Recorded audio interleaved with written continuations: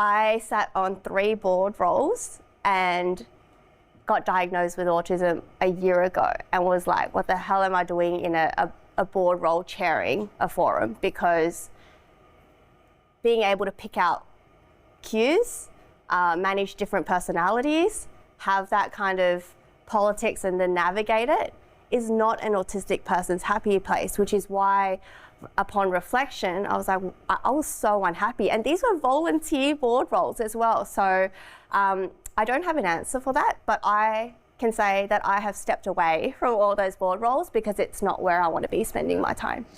So I'm going on a slight tangent, which I'm known for doing, but so something we do see not uncommonly is that the entrepreneur founder gets the backing, they build the business to a certain point. They often have the nutty professor stereotype kind of profile. They may be, exceptionally gifted academically and they're spearheading some STEM, business. And at a certain point in time, they've had to build a team up to a certain point, and then the dynamics of the team and the relationships become really complex, and the investors get concerned about, is this the person to lead for the next stage of scale up and take this business through to exit effectively? Now, this applies for neurotypical founders as well, so I want to be really, really careful about how I sort of frame what I'm saying here. What I do think is really, really interesting is that with the advent of AI, what we're going to be seeing is billion-dollar companies that have a founder and possibly just a couple of team members, like really small teams, and the ability to actually have AI agents who, meet your needs in terms of, personality kind of qualities.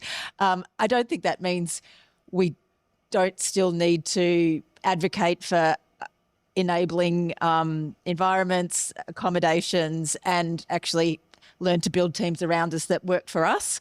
But it's an interesting kind of thing that we're now on the cusp of facing, that, we're going to be able to navigate that differently potentially. It's super interesting that you said that, because Just Gold is certainly not a billion-dollar company, right? But this is made possible because of AI. Like, it allows me to communicate with different stakeholders in a way that they will make sense to the wickedness of the business plan, and just allows us to push things a lot further. So just a great point. And it's good to know that everyone else is going through it. And also on the data point, like when somebody, the trust is really important, I think, for my version of autism.